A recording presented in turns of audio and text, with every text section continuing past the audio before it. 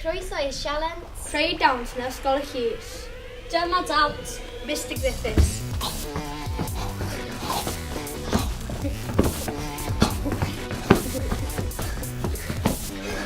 Dyma dawns natural.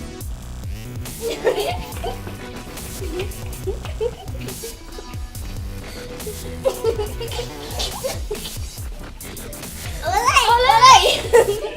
Dyma dawns Gwion.